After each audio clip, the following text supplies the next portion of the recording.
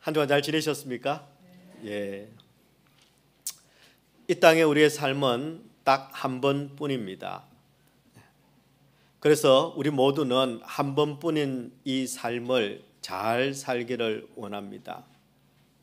그런데 어떻게 하면은 잘 사는 삶일까요? 70년대 한국에서는 이런 노래가 울려 퍼졌습니다.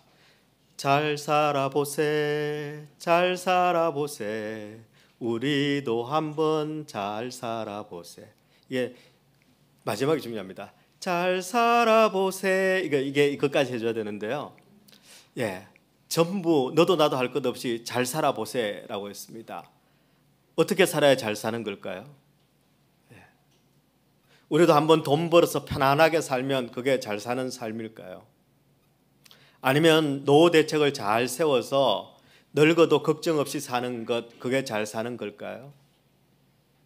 아니면 세상에 가죽은 못 남겨도 우리가 이름은 남겨야지, 그런 이름을 한번 세상에 떨쳐보는 삶, 그런 삶이 잘 사는 삶일까요? 여러분, 성경이 말씀하는 잘 사는 삶은 이런 것들이 아닙니다. 성경이 말씀하시는 잘 사는 삶은 바로 하나님을 중심에 모시고 사는 삶, 바로 이 삶이 잘 사는 삶이라고 말씀합니다. 2006년 옥스퍼드의 생물학 교수인 리처드 도킨스 교수가 만들어진 신이라는 책을 출판해서 엄청난 세계적인 그런 반향을 일으켰습니다.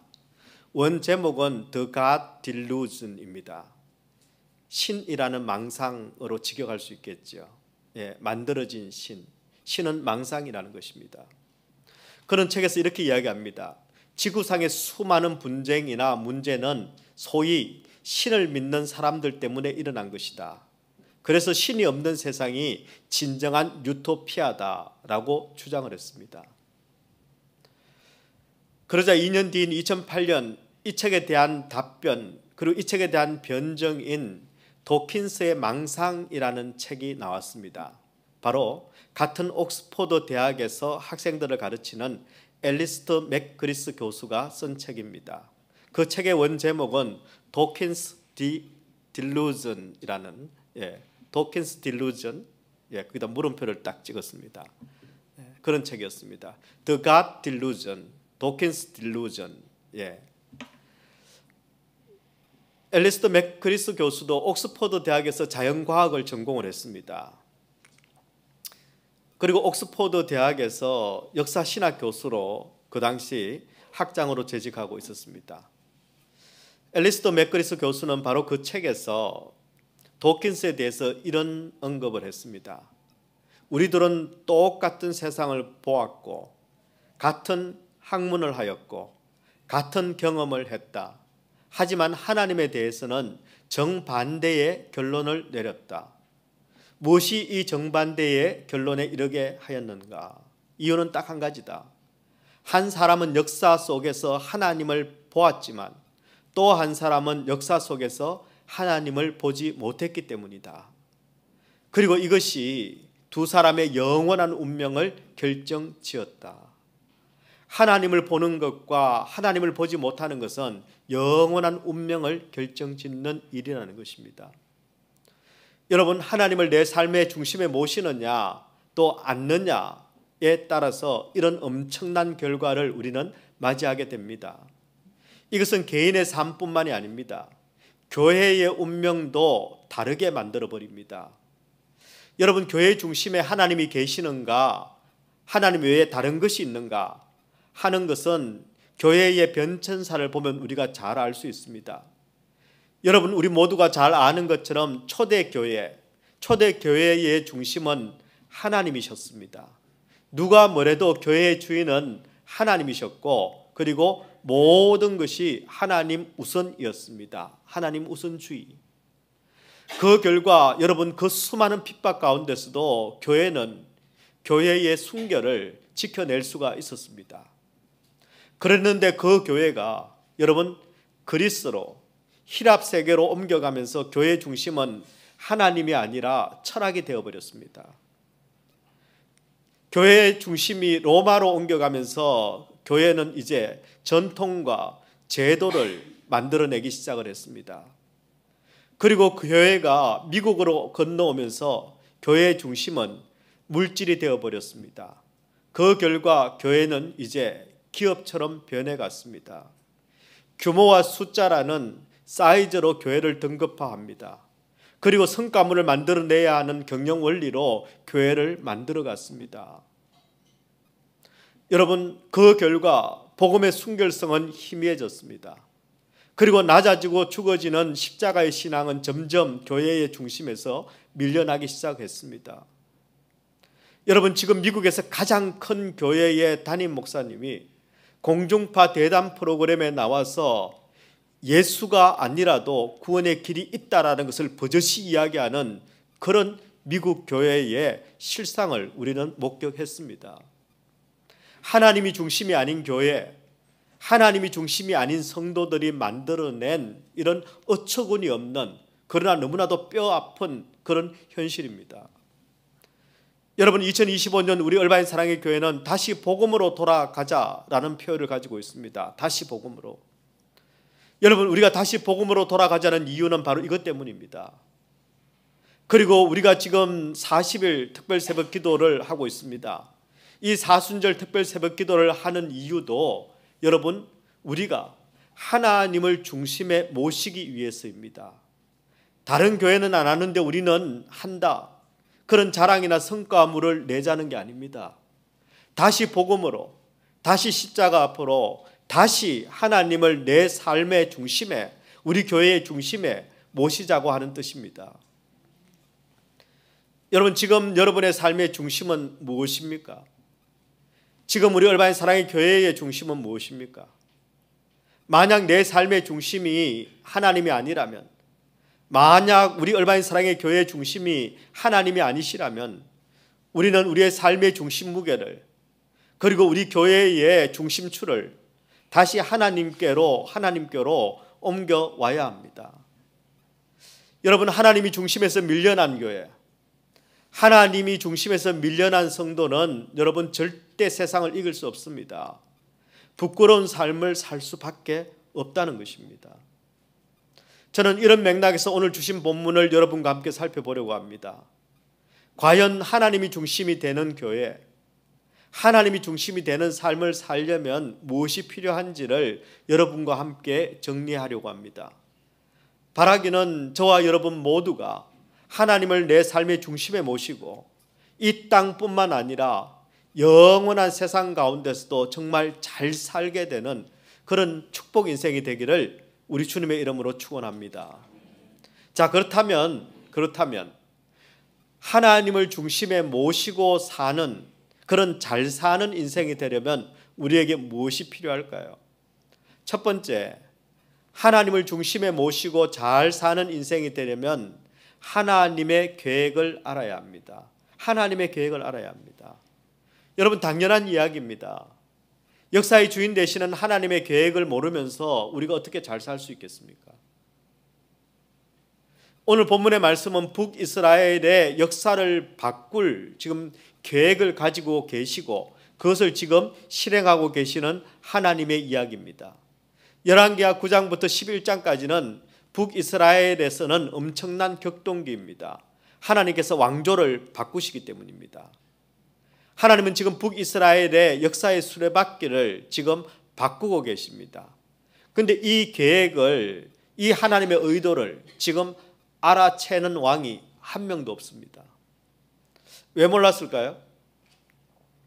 그것은 바로 삶의 중심에 하나님을 모시지 않았기 때문입니다. 삶의 중심이 하나님이 아니라 세상의 땅, 세상 것밖에 없었습니다. 그들의 관심도 하나님이 아니라 세상의 땅이 전부였습니다. 한 평이라도 세상에서 내 이름으로 내 땅을 만들려고 하는 것, 그게 바로 사람들의 주된 관심이었습니다. 특별히 이 당시에 남유다의 왕, 북이스라엘의 왕, 그들이 차지하려고 혈안이 되었던 땅은 바로 길랏 라못이라는 그런 땅이었습니다. 열왕기하 8장 28절의 말씀에 보면 그가 아합의 아들 요람과 함께 길랏 라못으로 가서 아람 왕 하사엘과 더불어 싸우더니, 여러분 여기 나오는 그는 바로 남유다의 왕인 아하시아입니다. 아하시아, 남유다의 왕인 아하시아가 북이스라엘의 왕 요람과 함께 연합군을 이루어서 지금 아람 왕 하사엘과 전쟁을 하게 됩니다. 이 전쟁의 목적은 무엇인가 하면은 바로 길르앗 라못이라는 곳을 차지하기 위해서 지금 전쟁을 하고 있습니다. 여러분 도대체 길르앗 라못이 어떤 땅이길래 어떤 곳이기에 이 왕들이 이렇게 치열하게 지금 이 땅을 차지하려고 하는 걸까요? 왜 전쟁을 불사하고 지금 이 땅 길르앗 라못을 차지하고 싶어 하는 걸까요? 제가 지도를 하나 준비를 했습니다. 이스라엘 지도인데요. 여러분 이 팔레스타인 땅의 서쪽은 바다입니다. 그렇죠? 그리고 요단강 동편에 보면은 여러분 길르앗 라못이라고 보이죠. 예. 길르앗 라못은 요단강 동편에 있습니다. 그리고 이 길르앗 라못은 중요한 지금 빨간색으로 제가 그어놓은 이 선이 저래 봐도 아주 정확한 왕의 대로라는 길을 지금 제가 그려놓은 겁니다. 킹스웨이라는 그 당시에 왕의 대로라는 북쪽 다메섹에서부터 아람의 다메섹에서부터 남쪽으로 쭉 내려와서 그리고 나중에는 옆으로 돌아서 이집트까지 이어지는 그런 유명한 그런 도로가 있었습니다. 이스라엘에 또 큰 도로가 하나 더 있는데요. 이 해변가 도로라는 게 있습니다. 이렇게 생각하시면 됩니다. 캘리포니아하고 비슷하게 생겼는데요. 1번 도로가 바로 해변가 도로입니다. 그리고 이 왕의 대로는 5번이라고 생각하시면 됩니다. 5번 도로. 예. 이해가 되십니까? 예. 근데 이 5번 도로는 뭐가 많이 다니죠? 화물 트럭들이 많이 다닙니다. 화물 트럭. 예. 그 당시에 이 킹스웨이, 이 왕의 대로인 이 길에서는 엄청난 무역상들이 저 길을 주로 이용을 했습니다. 즉 무역을 하는 그런 대로 실크로드와 비슷한 역할을 했습니다. 예.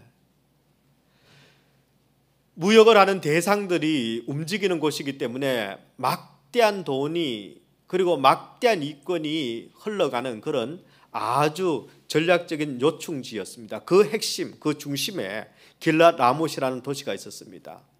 이 길르앗 라못은 또 높은 곳에 위치해 있어서 요새였습니다. 군사적인 그런 요충지이기도 했습니다. 길르앗 라못의 뜻 자체가 높은 곳이라는 의미를 가지고 있습니다. 게다가 저긴 또 물이 풍부했습니다. 그래서 아주 품질 좋은 포도나 그리고 아주 고급 올리브 농사를 하는 곳이었습니다. 이런 이유로 길르앗 라못은 오랜 역사 가운데 모든 주변의 수많은 왕들이 가장 탐내는 땅이었습니다. 그러다 보니까 인간의 탐욕과 욕망 때문에 항상 그곳에서는 전쟁이 있었습니다. 쟁탈의 그 암투가 끊어지지 않는 그런 곳이었습니다. 왜요? 금싸라기 땅이었으니까요. 그런데 지금 남유다와 북이스라엘 왕이 연합하고 그리고 아람 왕 하사엘이 지금 서로 이 땅을 뺏겠다고 지금 혈안이 되어 있고 지금 전쟁을 불사하고 있는 것입니다. 그러니 이들은 어느 왕도 하나님의 뜻이나 하나님의 계획 이런 것에는 전혀 관심도 없고 알고 싶지도 않고 알지도 못했고 그러고 있습니다. 그런데 여러분 놀랍게도 하나님은 지금 이 길르앗 라못에 대해서 하나님의 계획을 가지고 계십니다. 하나님께서는 하나님을 자신들의 삶의 중심에서 밀어내버린 이 인간들, 그저 자기의 욕망을 따라 사는 인간들, 그저 길르앗 라못에서 한 평이라도 내 이름으로 등기를 하고 싶은, 내 이름으로 차지하고 싶은 바로 그 욕망의 땅 길르앗 라못에서 인간의 모든 욕망을 그냥 깨끗이 지워낼 그런 준비를 하나님은 하고 계셨습니다. 하나님께서는 새로운 역사를 계획하고 계셨던 것입니다. 어떤 걸까요? 열왕기하 9장 1절의 말씀에 보면은 선지자 엘리사가 선지자의 제자 중 하나를 불러 이르되 너는 허리를 동이고 이 기름병을 손에 가지고 길르앗 라못으로 가라. 길르앗 라못으로 제자를 보냅니다. 2절의 말씀에 보면은 거기에 이르거든 님시의 손자 여호사밧의 아들 예후를 찾아라. 예후를 찾아라. 그리고 3절 말씀입니다. 기름병을 가지고 그의 머리에 부으며 이스라엘 왕으로 삼노라 하셨느니라. 예후를 찾거든 예후에게 기름 부어서 이스라엘 왕으로 그렇게 삼으라 하는 명령이었습니다. 지금 여러분 자기의 욕망으로 꽉 차 있는 이 길르앗 라못, 전쟁 중인 이 길르앗 라못에서 하나님은 예후를 왕으로 세우시고 이 예후를 통해서 이 북이스라엘을 심판할 계획을 가지고 계셨습니다. 이 하나님의 계획을 알고 있는 것은 엘리야, 그 다음 엘리사, 그리고 엘리사가 부른 이 제자 하나, 이 세 분이었습니다. 예후도 모르고 있습니다. 예후는 왕이 되겠지만 그러나 심판의 도구로 사용될 뿐이었습니다. 여러분, 이 세상도 마찬가지입니다. 지금 온 세상은 전쟁 중입니다. 돈 전쟁 중입니다. 지식 전쟁 중입니다. 정보 전쟁 중입니다. 이권과 다툼이 끊어지지 않고 있습니다. 이 땅에 내 이름으로 한 평이라도 내가 더 차지하려고, 한 평이라도 내가 더 얻으려고 모두가 혈안이 되어 있습니다. 여러분, 지금 관세 전쟁도 마찬가지죠. 사실은 이 세상을 향한 하나님의 계획, 하나님의 뜻, 이런 것에는 아무도 관심이 없습니다. 알고 싶지도 않고 그리고 알려고 하지도 않습니다. 그런데 문제는 세상 사람들만 그런 것이 아니고 믿는다고 말하는 우리 성도들도 지금 그렇다는 것입니다. 모두가 탐내는 길르앗 라못에서 나만 빠져 있으면은 나도 가서 내 이름으로 한 평이라도 내가 좀 확보를 해야 되지 않는가? 예, 그 길르앗 라못에 지금 관심을 두지 길르앗 라못을 향한 하나님의 계획은 알지도 못하고 관심도 없습니다. 마치 이 땅이 삶이 영원하고 내가 길르앗 라못만 내가 가지게 되면, 차지하게 되면은 내가 잘 살 수 있다라고 생각하고 거기에 모든 것을 걸고 올인하고 그렇게 살아간다는 것입니다. 여러분, 그런데 이 세상은 영원하지 않습니다. 여러분, 성경에 말씀하신, 약속하신 하나님의 모든 계획은 다 이루어졌습니다. 딱 하나 남아 있습니다. 딱 하나 남아 있는 게 뭐냐면은 예수님의 재림입니다. 예수님의 재림과 함께 남아 있는 것은 최후 심판입니다. 하나님의 심판이 남아 있습니다. 여러분, 그렇다면 이제 딱 하나 남은 이 심판, 이 세상을 향한 하나님의 마지막 계획, 그 심판을 앞두고 살아가는 우리는 어떻게 살아야 할까요? 내 욕심 따라, 내 욕망 따라, 내 계획 따라 여러분 한 평이라도 더 차지하기 위해 혈안이 된 왕들처럼 우리도 그렇게 살아야 될까요?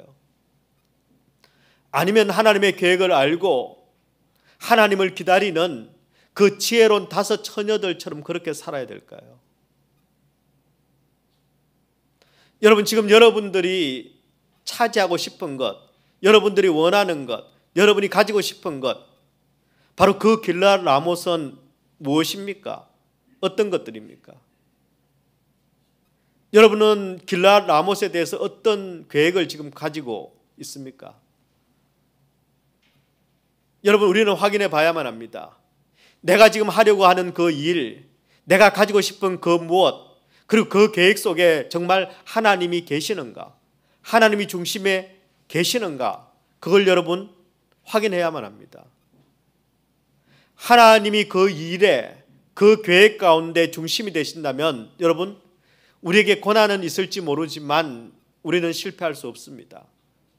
그러나 아무리 좋은 일이라도, 아무리 내가 하고 싶은 일이라도, 아무리 그곳이 내가 가고 싶은 곳이라도 만약 하나님이 중심이 되시지 않는다면 그곳에는 그저 어둠의 역사가 쓰여질 뿐입니다.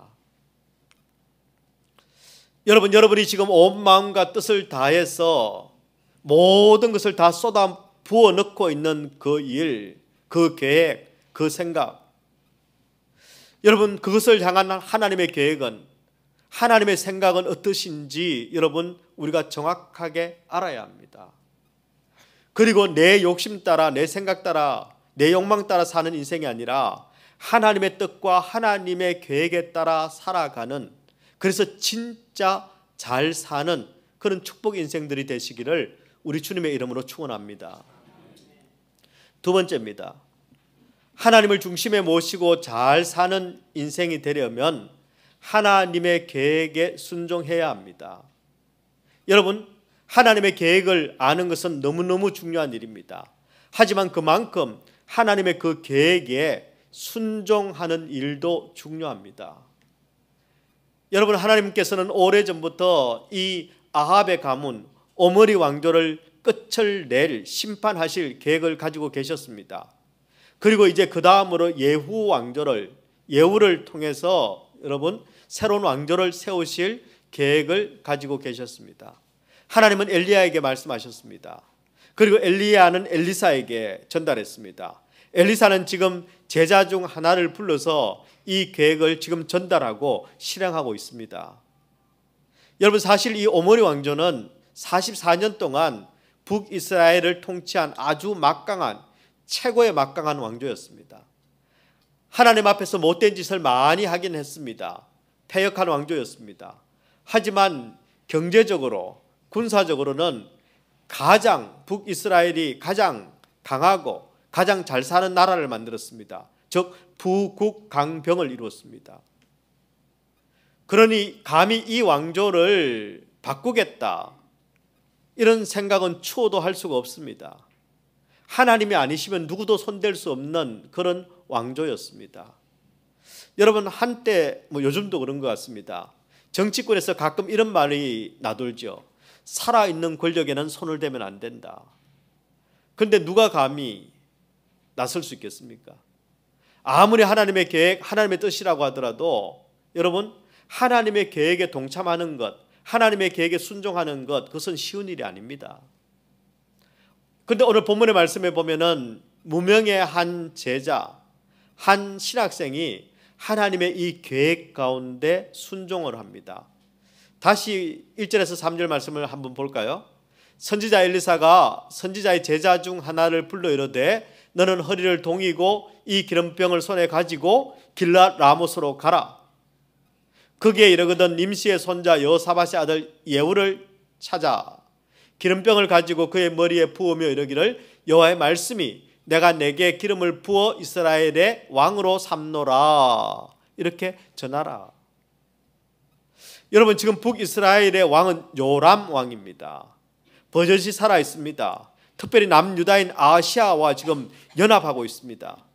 그런데 예후라는 신하에게, 예후라는 장군에게 가서 기름을 붓고 새로운 왕으로 세운다?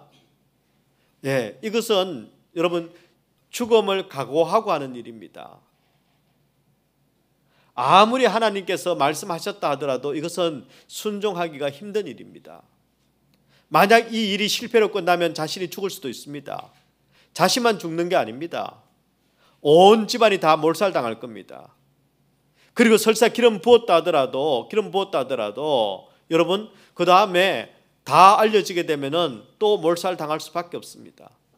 그런데도 불구하고 이 무명의 엘리사의 제자 한 신학생이 목숨을 걸고 하나님의 계획에 순종하고 나섰습니다. 이게 어떻게 가능했을까요? 저는 이번에 이 말씀을 묵상하면서 평소에는 그냥 무심코 넘겼던 이 선지자의 제자, 이 신학생이 많이 생각이 났습니다. 그리고 많이 묵상이 됐습니다. 어떻게 이 선지생도가, 이 엘리사의 제자가 이렇게 어렵고 이렇게 힘든 일을 목숨을 내놔야 되는 이런 일에 순종했을까? 제가 추정하기는 틀림없이 신학교 1학년입니다. 뭘 몰라서 신학교 1학년 신학교 딱 들어오면요 제일 많이 부르는 찬양이 아골골짝 빈들에도 복음 들고 가오리다 뭐 이렇게 되거든요. 예. 그래서 뭘 아마 몰라서 그럴 것이다. 어려서 그럴 것이다. 왜냐하면 이 번역에 보면요 이 선지자의 제자는 청년이라고도 번역이 되어 있고 소년이라고도 번역이 되어 있습니다. 아마 10대 후반일 겁니다. 예. 여러분 생각에는 이 선지생도가 왜 순종했다고 보십니까? 반대로 왜 우리는 이 선지자의 제자, 이 신학생 같은 이런 순종을 우리는 못하고 있는 걸까요? 아마 이렇게 생각하는 분이 있을지 모르겠습니다. 목사님, 그건 간단합니다. 그 신학생은 그 일이 하나님의 뜻이라는 것을 잘 알았기 때문에 순종한 것입니다. 우리도 만약에 이 일이 하나님의 뜻이라는 것을 알면, 하나님의 계획이라는 것을 알면 우리도 당연히 순종합니다. 내가 순종하지 못하는 것은 이 일이 하나님의 뜻인지 아닌지 내가 몰라서 그런 거지, 이 일이 하나님의 뜻이 확실하다면, 100% 하나님의 계획이라고 한다면 우리도 목숨 걸고 순종할 수 있습니다 라고 생각하는 분이 있을지 모르겠습니다. 근데 여러분, 우리도 정말 하나님의 계획인 것을 안다면 목숨 걸고 순종할까요?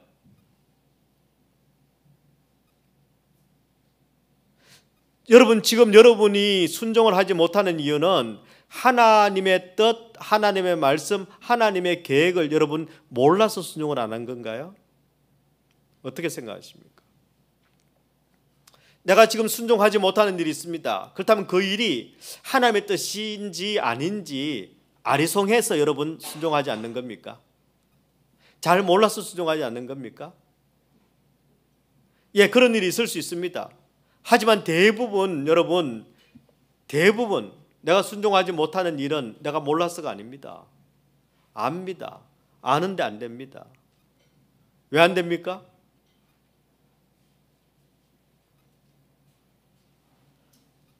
여러분, 내가 순종하지 못하는 것은 하나님의 뜻이냐 아니냐를 몰라서가 아닙니다. 마음은 원인데 육신이 약해서, 내가 의지가 약해서 못하는 것도 아닙니다. 내가 하나님 뜻에 100% 순종하지 못하는 것은 하나님과의 관계 문제입니다. 하나님과의 관계 문제입니다. 즉 내가 얼마나 하나님을 사랑하느냐 하는 문제라는 것입니다. 사랑하면요? 합니다. 사랑 덜하면요? 덜합니다. 사랑 안 하면요? 안 합니다. 그런데 우리는 뭐라고 말합니까? 사랑하지만 안 한다고 이야기합니다. 여러분, 여성 동지 여러분, 그런 남자하고 결혼하시겠습니까? 사랑하지만 안 한다. 예. 여러분, 오늘 우리가 읽지는 않았지만 열왕기하 9장 11절의 말씀에 보면은 여러분, 이 소년, 이 청년, 그리고 이 엘리사의 이 제자, 세 가지 명칭으로 나오는데 이 소년을 사람들이 뭐라고 부르는지 아십니까? 11절 말씀에 보면요, 그 미친 자가 무슨 까닭으로 그대에게 왔더냐 이렇게 묻습니다. 뭐라고 부른다고요? 저 미친놈 아니야? 저 또라이 아니야? 지금 이런 제가 번역한다면 그렇게 번역했을 겁니다. 아니 어디 또라이 같은 게 와가지고 불러내? 예후를, 장군을? 예, 그런 뜻입니다. 여기 나오는 이 미친 자라는 이 말은 히브리어 원어로 보면 메슈가라는 단어를 쓰고 있습니다. 메슈가. 이 메슈가라는 이 단어를 NIV 영어 번역에서는 매니악으로 그렇게 번역을 했습니다. 매니악. 여러분, 매니악이 뭔지 아십니까? 예, 일본 말로는 마니아, 한국말로는 매니아. 이게 매니악입니다. 예. 또 다른 같은 NIV인데 다른 번역, 다른 판에 보면은 매드맨이라고 그렇게 번역했습니다. 여러분, 어떤 사람을 이 매드맨, 미친 사람, 그리고 매니악이라고 이렇게 합니까? 광적으로 열중하는 사람이죠. 광적으로 열중하는 사람. 지금 이 제자는, 이 소년은 여러분, 메슈가 광적으로 지금 열중하고 있습니다. 그가 하나님의 계획에 순종하고 길라 나무까지 갈 수 있었던 것, 순종할 수 있었던 이유는 그가 광적으로 하나님의 말씀을 사랑하고 하나님을 미치도록 하나님께 집중했기 때문입니다. 그래서 순종한 겁니다. 여러분은 혹시 누군가를 미치도록 한번 사랑해 보신 적 있습니까? 누군가에게 미치도록 한번 집중해 보신 적 있습니까? 없으십니까? 근데 결혼은 어떻게 하셨습니까? 제가 하는 한 분은 정말 미치도록 사랑을 했습니다. 집중을 했습니다. 그의 이름은 오혜성입니다. 까치라고 불려지는 사람인데요, 엄지를 미치도록 사랑했습니다. 그래서 뭐라고 했느냐면요, 나는 네가 기뻐하는 일이라면 뭐든지 할 수 있다고 그랬습니다. 난 네가 좋아하는 일이라면 내가 뭐든지 할 수 있다. 평생 인생의 모토는 네가 좋아하는 일, 네가 기뻐하는 일이라면 난 뭐든지 한다. 이게 까치 오혜성의 인생 철학이었습니다. 인생 목표였습니다. 인생 목적이었습니다. 그렇게 엄지를 미치도록 사랑했고 엄지에게만 집중을 했습니다. 그 결과 여러분, 오혜성은 잘못된 사람을 사랑해서 인생 망친 대명사로 등장하고 있는 겁니다. 미치도록 사랑한 건 좋은데 잘못된 사람을 사랑했다는 겁니다. 어떤 사랑은요, 상대방을 파괴하기도 합니다. 그게 목숨 걸고 하는 사랑인데 다른 사람을 파괴하는 사랑도 있습니다. 그 전쟁 같은 사랑입니다. 왜요? 난 위험하니까.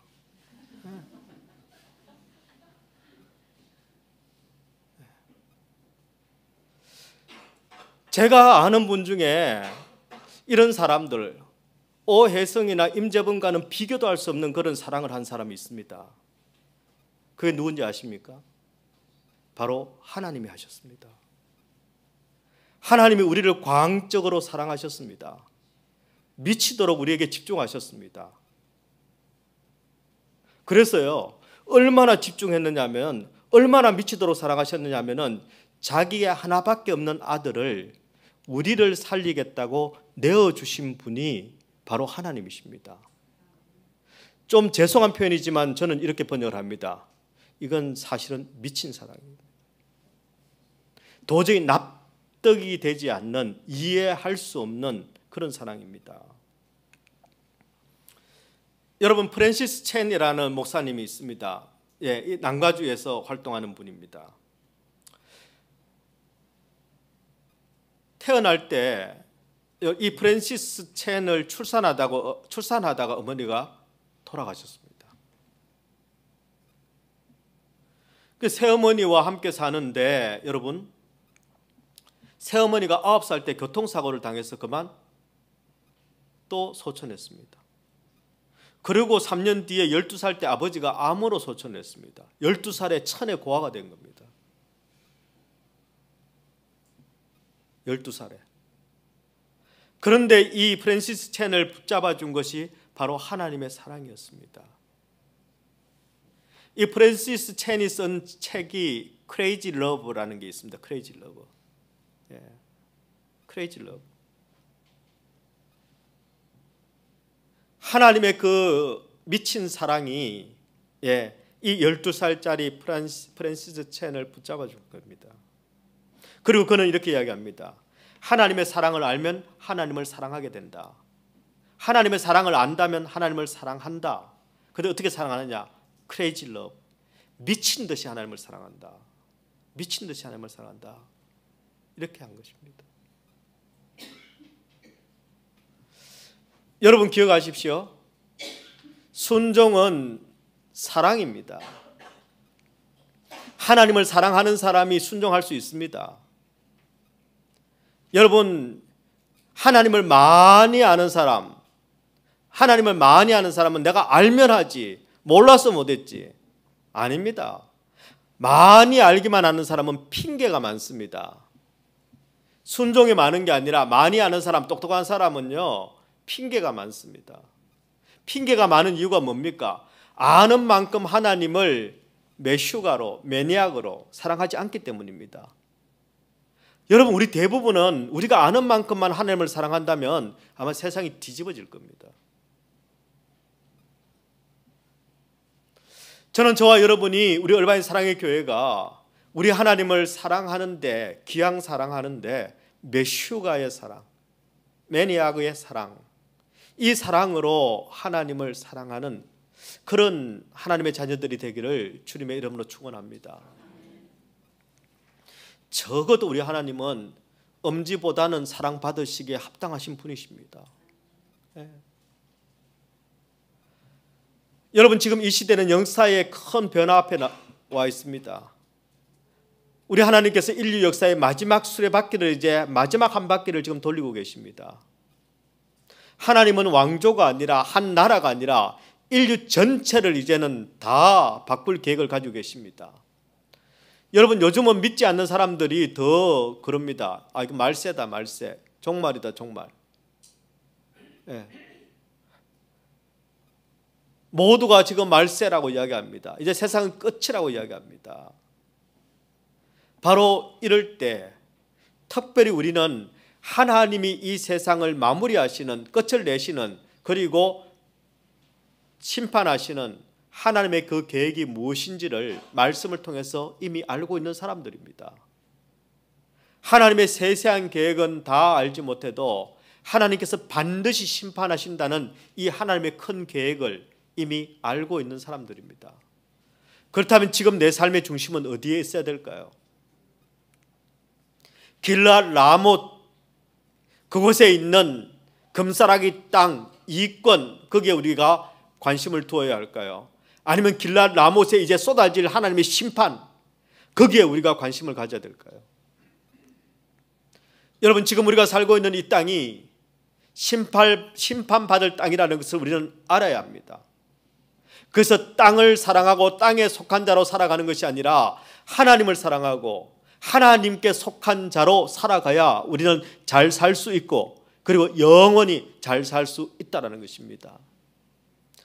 저는 이 마지막 종말의 시대에 우리 얼바인 사랑의 교회가 그리고 우리 성도들이 하나님을 더욱더 사랑하고 하나님께 속한 자로 끝까지 마지막까지 잘 살게 되는 영원히 잘 살게 되는 그런 축복 인생이 되기를 우리 주님의 이름으로 축원합니다.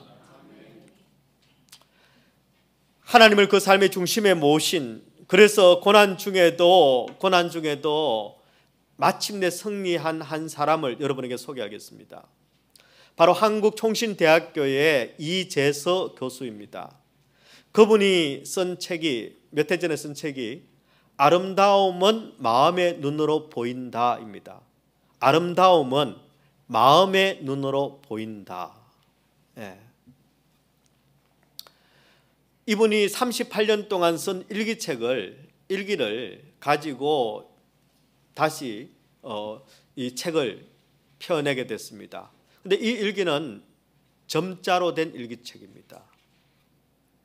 전라남도 한 시골에서 이재서는 태어났습니다. 집안이 너무너무 가난했습니다. 초등학교만 졸업했습니다. 그때는 국민학교였죠. 국민학교를 졸업하고 난 다음에 여러분 아이를 중학교에 보낼 그런 경제적인 형편이 안 됩니다. 애를 초등학교를 졸업하고 농사일을 하게 만들었습니다. 그 어린아이가 농사일을 했습니다. 그런데 15살 때 원인 모를 열병을 앓았는데 그만 시력을 완전히 잃고 말았습니다. 15살인데 실명을 한 겁니다. 그때 그 절망감은 15살 소년이 갑자기 눈이 안 보입니다.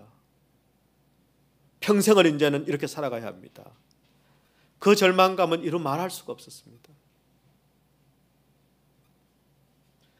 예, 눈이 보이지 않으니까 이제 농사일도 시켜 먹을 수가 없습니다. 그래서 부모가 서울에 있는 시각장애인 학교에 보내버렸습니다. 그때 그 심정은 내가 이제 부모한테도 버림받고 세상에서 이제 나는 완전히 내쳐진 인생이구나. 아무도 나를 돌보아줄, 도와줄, 관심 가져줄 아무도 이제 없는 거구나. 부모가 버렸는데 남들이야.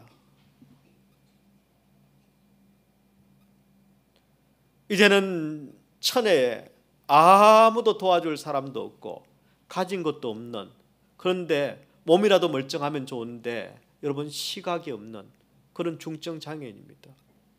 그의 삶은 그야말로 절망 중에 절망이었습니다. 그럼에도 그가 그 절망을 희망으로 바꿀 수 있었던 유일한 계기는 바로 살아계신 하나님을 그의 삶의 중심에 모셨기 때문입니다. 하나님을 믿고 난 다음에 눈이 떠졌을까요? 안 떠졌을까요? 네. 하나님을 영접하고 예수님을 영접하고 하나님을 진심으로 믿은 결과 이 눈이 안 떠졌습니다. 하나님을 믿는다고 해서 육신의 눈이 떠진 것은 아니었습니다. 그러나 그는 하나님이 예비하신 진짜 세계를 보게 됐습니다. 실명한 눈으로 할 수 있는 일이 아무것도 없었습니다. 하지만 영적인 눈을 뜨고 보니까 못할 일도 하나 없다라는 것을 알게 됐습니다. 그렇게 그는 마가복음 9장 23절의 말씀, 믿는 자에게는 능치 못할 일이 없느니라 하는 이 말씀은 예수님께서 나에게 주시는 말씀이다. 그렇게 믿었습니다. 그렇게 그 말씀을 받았습니다. 그리고 그 말씀을 붙들고 일어섰습니다. 그리고는 총신대학교에 입학을 했습니다. 대학을 간 겁니다. 졸업하고 난 다음에 하나님께서 미국 유학의 길을 열어주셨습니다. 미국에서 10년 동안 공부하면서 박사학위를 받았습니다. 그리고 난 다음 다시 한국으로 바로 그가 공부했던 총신대학교의 교수가 됐습니다. 2019년에는요. 총신대학교 21대 총장으로 선출이 됐습니다. 총장으로. 시각장애인이 대학 총장이 된 것은 이분이 처음이었고 유일했습니다. 당시 여러 위기에 빠져있던 총신대학교를 4년 동안의 임기 동안 정상 궤도에 올려놨습니다. 그리고 임기를 정말 잘 마치고 2023년에 퇴임을 했습니다. 지금은 여러분 남북 복음 통일 운동을 위해서 앞장서고 있고 그리고 세계 미랄 연합 총재로 섬기고 있습니다. 미랄 연합은 장애우들을 위한 그런 단체입니다. 여러분 어떻게 이런 삶이 가능했을까요? 여러분 힘있고 돈 많고 집안 좋고 이런 사람들만 그중에서 몇 명만 득세하는 이 세상에서 어떻게 앞도 못 보는 장애인이 기댈 것 하나밖에 없는 홀홀단신 가난밖에 없던 이 불우한 청년이 어떻게 이렇게 장대하고 이렇게 아름다운 인생을 살 수 있었을까요? 대답은 하나입니다. 그의 삶의 중심에 하나님을 모셨기 때문입니다.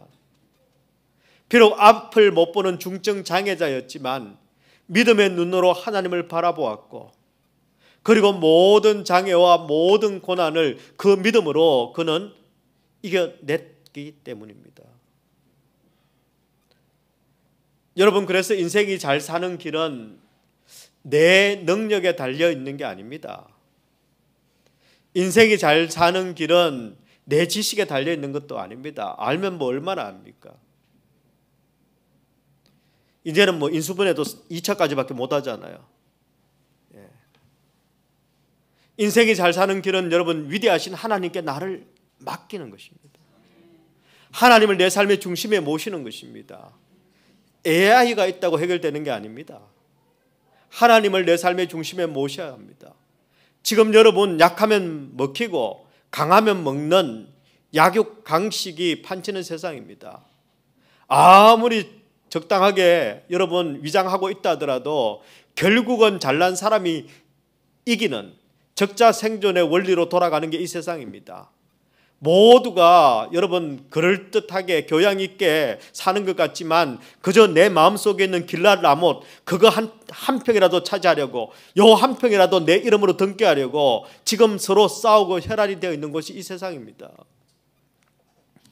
이런 세상에서 진짜 잘 살기를 원한다면 여러분 우리 자신을 의지하면 안 됩니다. 내가 내 삶의 주인이 되면 내 삶의 중심이 되면 안 됩니다. 하나님이 내 삶의 중심이 되셔야 합니다. 그 하나님이 나를 도우셔야 합니다. 그 하나님이 나를 붙드셔야 합니다. 그 하나님이 나를 지키셔야 합니다. 그 하나님이 나를 인도하셔야 합니다. 그 하나님이 내 삶 속에서 역사하셔야만 이 땅에서 삶을 내가 승리하며 살 수 있다는 것입니다. 저는 저와 여러분이 내게 능력 주시는 자 안에서 내가 모든 것을 할 수 있다는 이 말씀을 붙들기를 원합니다. 믿는 자에게는 능치 못함이 없다라는 이 말씀을 내가 붙들고 내 능력으로, 내 힘으로, 내 재주로, 내 생각으로 살아가는 인생이 아니라 하나님의 그 크신 사랑과 하나님의 그 능력과 하나님의 그 은혜 가운데 살아가는, 그래서 마침내 완전하게, 영원하게, 영광스럽게 승리하는 그런 축복 인생들이 다 되시기를 우리 주님의 이름으로 축원합니다.